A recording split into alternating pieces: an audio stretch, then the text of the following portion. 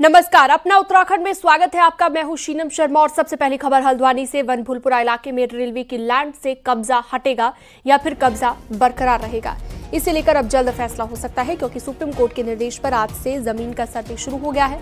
इसमें रेलवे के साथ साथ जिला प्रशासन के भी कर्मचारी शामिल होंगे और करीब 6 टीमें 30 हेक्टेयर जमीन का सर्वे करेंगी। इससे ये पता चल सकेगा कि हल्द्वानी में रेलवे की जमीन पर कितना अतिक्रमण है और इस जमीन पर असल में कितने लोग घर बना चुके हैं। लोगों का कहना है कि उनको जमीन खाली करने में कोई दिक्कत नहीं है, लेकिन उन्हें मुआवजा देकर कहीं और घर दिया जाए। आपको बता दें, हाईकोर्ट ने इसे अतिक्रमण माना था और करीब 4000 घरों को तोड़ने का आदेश जारी किया था।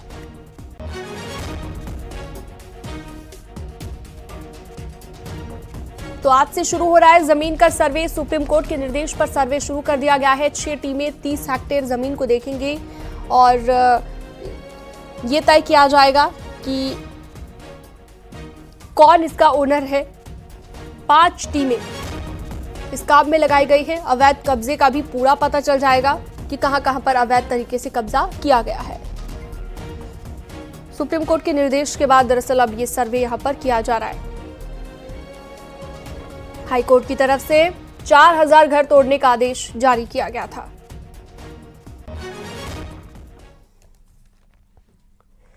हल्द्वानी के वनभूलपुरा में 8 फरवरी को हुई हिंसा के मामले में मुख्य आरोपी अब्दुल मलिक की जमानत को लेकर आज हाईकोर्ट में सुनवाई होगी। इससे पहले 50 आरोपियों को हाईकोर्ट से जमानत मिल गई है, जिससे पुलिस की कार्यप्रणाली पर भी सवाल उठ रहे हैं। आपको बता दें कि 8 फरवरी को हल्द्वानी के वनभूलपुरा में मलिक के बगीचे में अतिक्रमण हटाने के दौरान हिंसा हुई थी, जिसमें उपद्रवियों ने न सिर्फ पुलिस की टीम पर पत्थरबाजी की बल्कि आगजनी के साथ वनभूलपुरा थाना फूंक दिया था। इस मामले में मुख्य आरोपी अब्दुल मलिक को बनाया गया था, वहीं सैकड़ों लोगों को गिरफ्तार कर जेल भेज दिया गया था।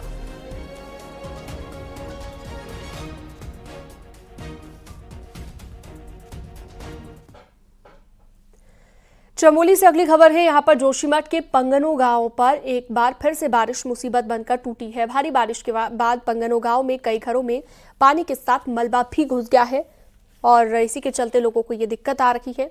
ऊपरी इलाकों में बारिश के बाद मलबा और पत्थर बहकर आ रहे हैं, लोगों के घरों में घुस गए हैं, जिससे पूरे गांव पर भूस्खलन का खतरा मंडराने लगा है। पंगनो गांव में करीब 80 घरों पर बड़ा संकट मंडराने लगा है। भूस्खलन होता है तो बड़ी तबाही हो सकती है। पिछले साल भी यहां पर तबाही हुई थी, जिसकी जद में 50 गांव आ गए थे।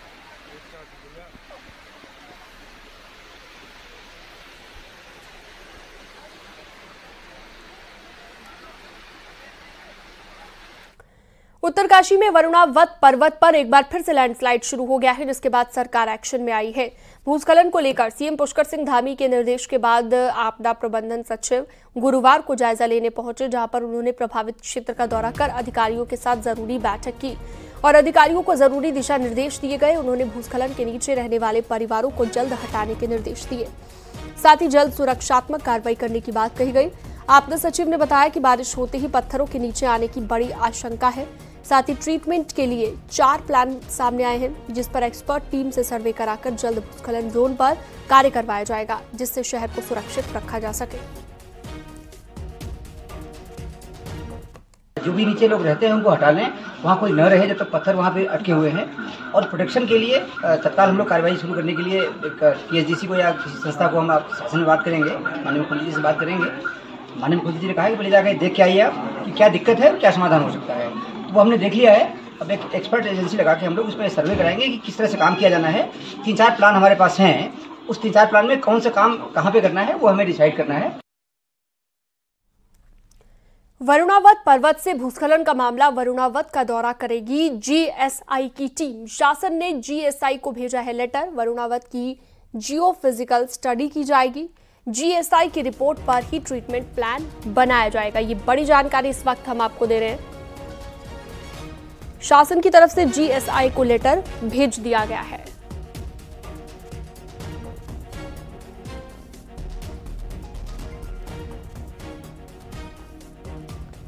तो बड़ी खबर इस वक्त हम आपको बता रहे हैं, GSI की टीम वरुणावत का दौरा करेगी।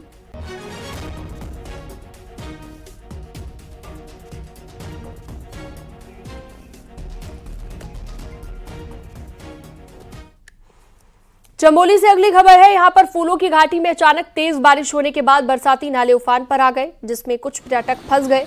एसडीआरएफ को इसकी खबर दी गई, जिसके बाद एसडीआरएफ की टीम पहुंची और पर्यटकों को सकुशल निकाला गया। बताया जा रहा है कि तेज बारिश के चलते फूलों की घाटी इलाके में कुछ पुल भी तबाह हो गए हैं और साथ ही तेज बारिश से इलाके में खासा नुकसान भी हुआ है।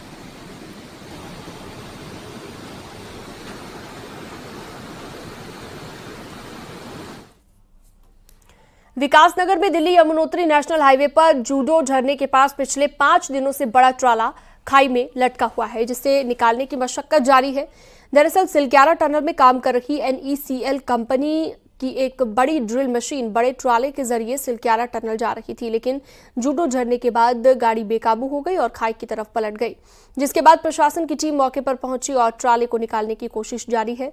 हाईवे पर ट्राला पलटने से गाड़ियों को आने जाने में भी भारी दिक्कत हो रही है।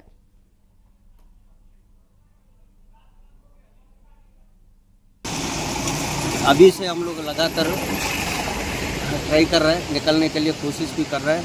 ट्रेन रखने का मौका भी नहीं है, ट्रेन रखने का स्पेस नहीं। इसके लिए हम लोग मैनुअल जुगाड़ के लिए 2-3 पार्टी को भी बुलाया। 2-3 पार्टी आके 2-3 पार्टी चला गया, फिर तीसरा पार्टी को भी बुलाया। वो लोग से हम लोग चेन पुल्ली से सब पूरा जुगाड़ करके कोशिश कर रहे हैं। चमोली में भारत चीन बॉर्डर को जाने वाली सड़क को डबल लेन बनाने का काम शुरू हो गया है। जोशीमठ नीति मलारी नेशनल हाईवे को चौड़ा किया जा रहा है। सड़क के डबल लेन बनने से सेना को बॉर्डर तक आने जाने में आसानी होगी और इसके साथ ही नीति घाटी के क्षेत्रों में पर्यटन कारोबार को भी पंख लगेंगे। सीमावर्ती इलाकों में सफर को सुगम करने के लिए लगातार भारतमाला प्रोजेक्ट के तहत सड़क कटिंग का काम किया जा रहा है। इस समय मैं ढाक क्षेत्र में मौजूद हूं और आप यहां पे देखिए मशीनें लगाई गई हैं और धीरे धीरे जो कटिंग का काम है वो दूसरे फेज में शुरू कर दिया गया है, क्योंकि मानसून की बारिश के दौरान सड़कों का कटिंग का जो काम था वो रोक दिया गया था और अब इस काम को रोक दिया गया है। तो जो सेना के जो वाहन है वो सुगम तरीके से सीमावर्ती इलाकों में पहुँचे। भारत चीन सीमा से सटे हुए जो गाँव हैं वहाँ पर वाहन सुविधाजनक पहुँचे, तो इसके लिए भी ये निर्माण कार्य सड़क का वो किया जा रहा है। बड़े बड़े पुल बनाए जा रहे हैं। ऐसे में जो वाहन है वो भी लगातार सीमावर्ती इलाकों में पहुँचे, सुगमता के साथ पहुँचे, इसका भी विशेष ध्यान रखा जा रहा है। और भारतमाला प्रोजेक्ट के तहत अब जो दूसरे फेज का जो काम है वो फिलहाल शुरू कर दिया गया है। नितिन सेमवाल, न्यूज़ 18, मलारी राष्ट्रीय राजमार्ग, ढाक। देहरादून से अगली खबर है। आज लखनऊ में मध्य क्षेत्रीय परिषद स्टैंडिंग कमेटी की मीटिंग है, जिसमें शामिल होने के लिए मुख्य सचिव राधा रतूड़ी लखनऊ पहुंची हैं। इसके साथ ही प्रमुख सचिव RK सुधांशु भी पहुंचे हैं और सचिव दिलीप जावलकर समेत 10 अफसर मीटिंग में शामिल होंगे। वहीं यूपी, MP और छत्तीसगढ़ के मुख्य सचिव भी इस दौरान यहां पर मौजूद रहेंगे। तो सचिव दिलीप जावलकर समेत 10 ऑफिसर मौजूद रहने वाले हैं।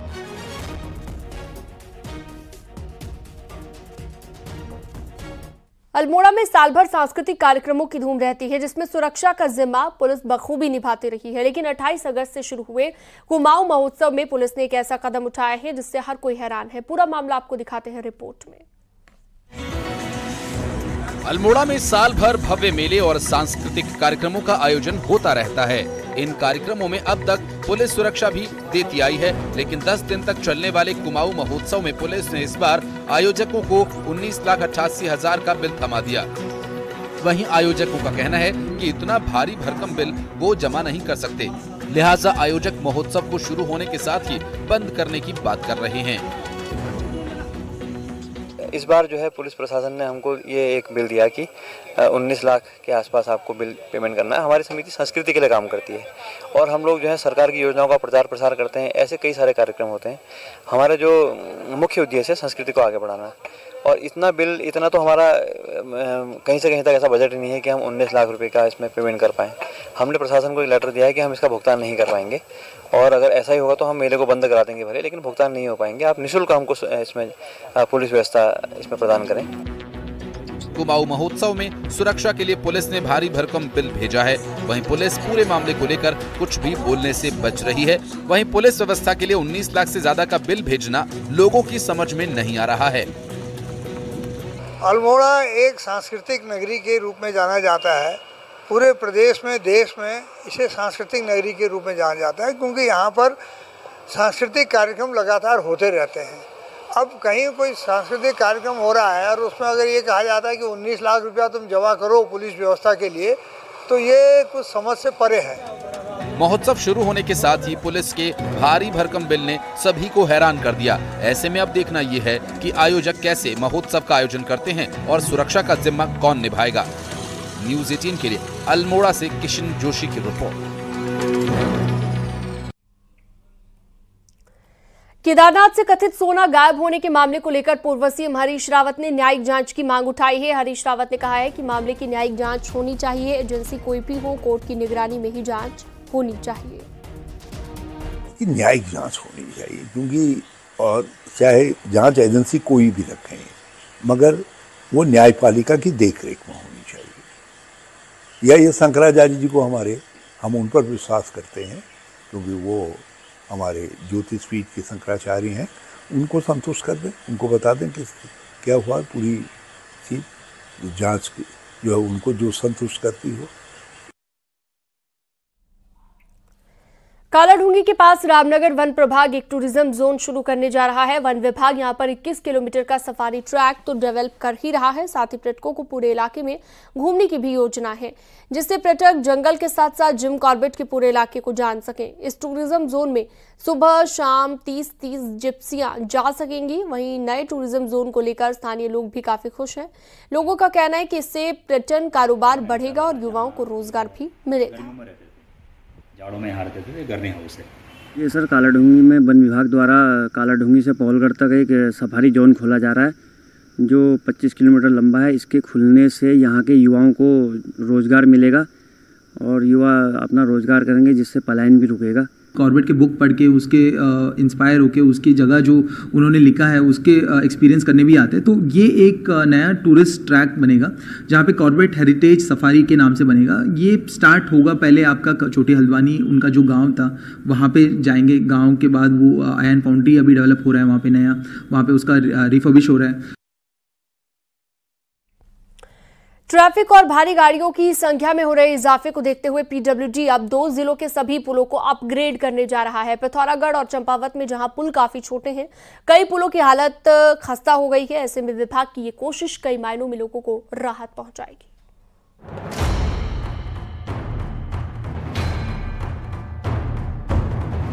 पहाड़ों में दशकों पुराने पुलों पर सफर करना कठिन तो है ही, साथ ही खतरनाक भी है। भारी गाड़ियों का बोझ सह रहे इन पुलों में कुछों की हालत इतनी खराब है कि ये भी जमींदोज हो सकते हैं। यही नहीं, पुलों का आकार छोटा होने के कारण गाड़ियों की रफ्तार पर भी ब्रेक लगता है, जिसे देखते हुए अब लोक निर्माण विभाग ने पिथौरागढ़ और चंपावत के सभी पुलों को अपग्रेड करने का फैसला लिया है।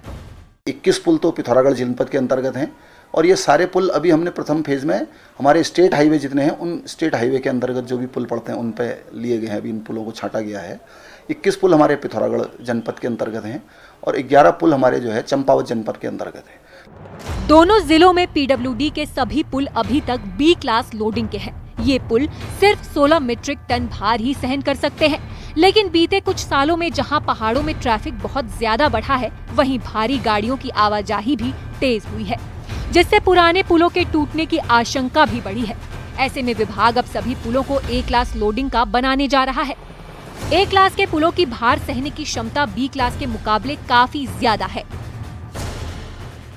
पुल हैं, बहुत से पुल ऐसे हैं कि इसमें बहुत पुराने हो चुके हैं, जर्जर हो चुके हैं। यदि इन पुलों का अपग्रेडेशन हो जाए तो स्थानीय लोगों को भी इसका बहुत लाभ मिलेगा और जो पर्यटक यहाँ पे आते हैं उन्हें भी आवागमन के लिए सुविधाएं होंगी। पीडब्ल्यूडी फिलहाल पिथौरागढ़ में 21 और चंपावत में 11 पुलों को A क्लास लोडिंग का बनाने जा रहा है। पहले चरण में स्टेट हाईवे के पुलों को अपग्रेड किया जाना है। यही नहीं, आबादी क्षेत्र के पुलों में फुटपाथ भी तैयार किया जाना है, ताकि स्थानीय लोग सुरक्षा के साथ पुलों में आवाजाही कर सकें। विभाग की ये कोशिश परवान चढ़ती है तो तय है कि लोगों का सफर सुरक्षित तो होगा ही, साथ ही समय की बचत भी होगी।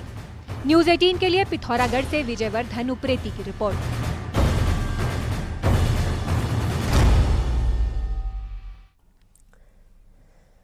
देहरादून से अगली खबर। कांग्रेस नेता हरक सिंह रावत को ईडी का समन मिला है। पाखरो सफारी मामले में हरक सिंह रावत से पूछताछ होगी। सोमवार को देहरादून में ये पूछताछ हो सकती है।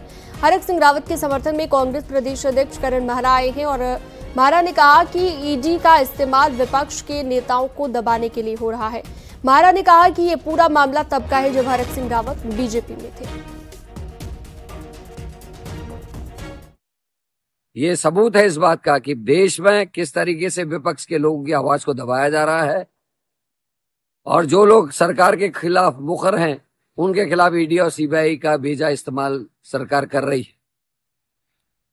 एक अजीब से प्रकरण में उनको नोटिस मिला है। जब हरक सिंह रावत भारतीय जनता पार्टी की सरकार में वन मंत्री थे उस समय का यह मामला है। और क्या chief conservator of forest, ranger, DFO इत्यादि के बिना ही हो सकता था? क्या विभागीय सचिव के बिना ही हो सकता था? हल्द्वानी से अगली खबर। यहां पर रिटायर्ड बैंक मैनेजर के खिलाफ एफआईआर दर्ज की गई है। आय से अधिक संपत्ति के मामले में विजिलेंस ने एफआईआर दर्ज कराई है। आरोप यह है कि राकेश कुमार सोनी ने मैनेजर रहते हुए संपत्ति बनाई। सोनी के पास आय से 40% ज्यादा संपत्ति है। आरोपी राकेश कुमार साल 2021 में जिला सहकारी बैंक उधम सिंह नगर से रिटायर हुआ था।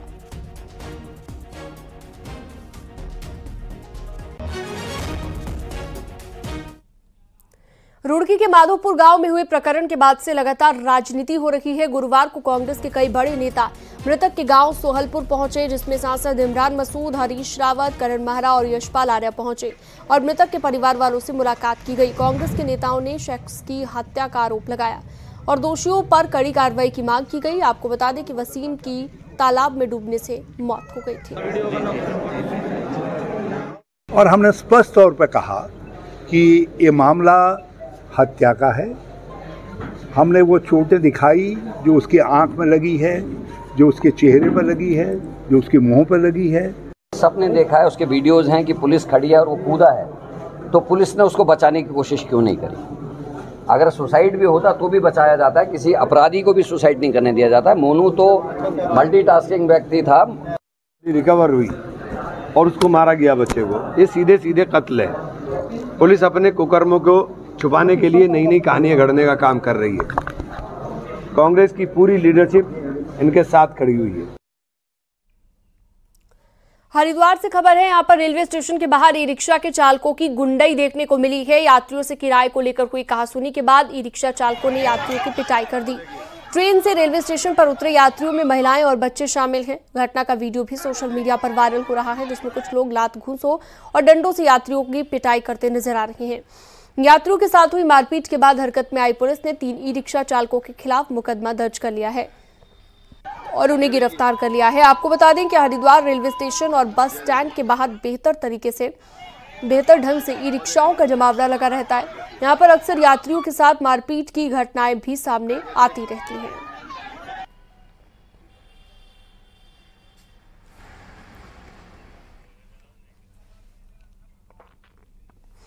रामनगर के पूछड़ी में वन विभाग ने सैकड़ों लोगों को जमीन खाली कर वहां से हटने के लिए नोटिस जारी किया। ऐसे में ग्रामीणों के सामने बड़ी समस्या पैदा हो गई है। ग्रामीणों की मांग है कि उनके घरों को अब वैध माना जाए। इसके लिए गांव में एक महापंचायत का आयोजन किया गया, जिसमें प्रदेश भर के एक्टिविस्ट शामिल हुए। उन्होंने बुलडोजर कल्चर की निंदा करते हुए कहा कि सालों से रह रहे लोगों के घरों को नहीं उजाड़ना चाहिए। हमारी मांग है कि ये बुलडोजर राज को रोकें और जो जहां पर है उसको वहां पर मालिकाना हक मिले उसका। तो हमारी मांग है कि ये बुलडोजर राज को रोकें और जो जहां पर है उसको वहां पर मालिकाना हक मिले, उसका नियमितीकरण हो, उसको मूलभूत सुविधाएं हो।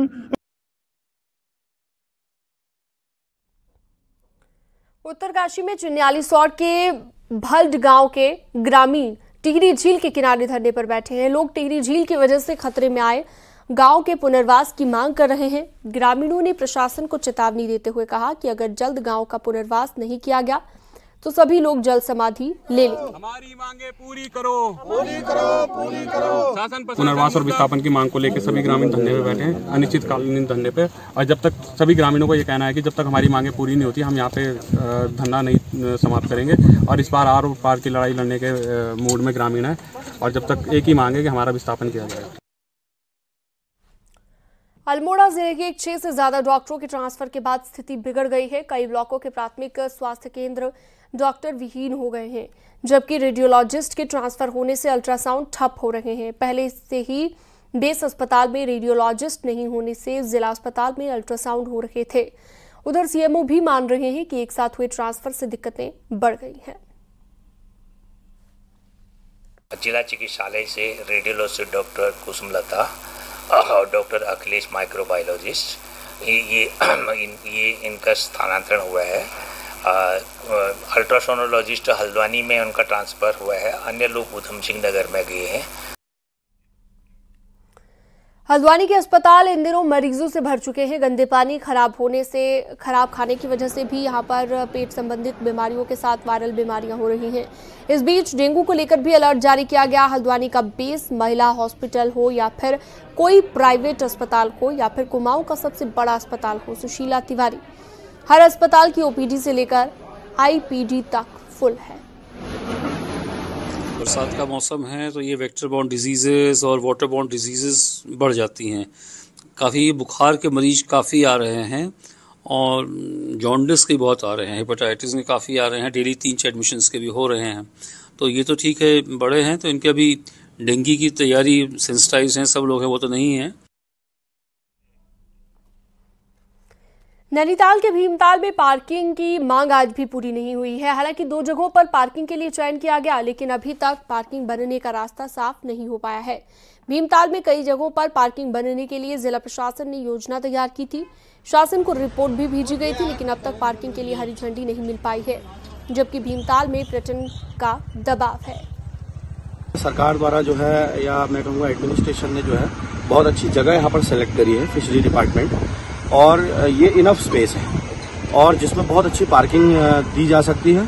और ये एक ऐसा स्पॉट है जिससे जो है शहर में एंट्री करने से पहले ही टूरिस्ट को या पर्यटक को जो है यहाँ पर गाड़ी लगाने की जगह मिल जाएगी। उसके बाद जिसको डांट जाना है वो डांट जाएगा, जिसको ऊपर पहाड़ की तरफ, ऊपर के डिस्ट्रिक्ट की तरफ को जाना है तो वहाँ जाएगा। प्राधिकरण की ओर से ये पार्किंग बनाने की पहल हुई थी और उसमें एक तो जहाँ पे ये फिशरीज, हमारी स्टेट फिशरीज का ऑफिस है, इसको चयनित किया गया था, जो मुझे बताया गया था कि साइट ठीक है, लेकिन अभी कहा जा रहा है कि वहां से कुछ पानी का फ्लो है जिससे ऑब्स्ट्रक्ट हो सकता है। अभी मैं इसको विजिट करके भी आऊंगा। और अब एक नजर पहाड़ की 10 बड़ी खबरों पर। हरिद्वार के श्यामपुर में महिला समूहों का सालाना बैठक का आयोजन किया गया, जिसमें नए रोजगारों पर चर्चा की गई। 10 सितंबर को भारत रत्न गोविंद वल्लभ पंत की 137वीं जयंती को लेकर अल्मोड़ा के खूंट गांव में तैयारियां जोरों पर है, जिसमें सीएम धामी पहुंच सकते हैं। बांग्लादेश में हिंदुओं पर हो रहे अत्याचार के विरोध में हरिद्वार में जन आक्रोश रैली निकाली गई, जिसमें कई संगठनों के लोग पहुंचे। बागेश्वर में अंग्रेजों के वक्त में बना और कुली बेगार आंदोलन का गवाह बन रहा झूला पुल बर्बादी की ओर कगार पर है। हरिद्वार में आंगनबाड़ी कार्यकर्ताओं ने अपनी मांगों को लेकर प्रदर्शन किया, सीएम से मांग पूरा करने की अपील की है। टिहरी के जौनपुर में धनौल्टी विधायक प्रीतम पवार ने सभागार और गेस्ट हाउस का लोकार्पण किया। उत्तराखंड पीसीएस परीक्षा में ऋषिकेश के बिलाल खान पहले ही अटेम्प्ट में राज्य कर अधिकारी के पद पर चयनित हुए हैं। मणिपुर में वीरता का परिचय देने वाले कीर्ति चक्र से नवाजे गए para commando major Digvijay Singh का श्रीनगर में जोरदार स्वागत हुआ। रुद्रप्रयाग के पाबो गांव में भालू ने खेत जा रहे एक शख्स को हमला कर दिया। ऋषिकेश में स्कूली बच्चों को आपदा से बचाने और सुरक्षा के गुर सिखाए गए, उनसे निपटने की जानकारी दी गई।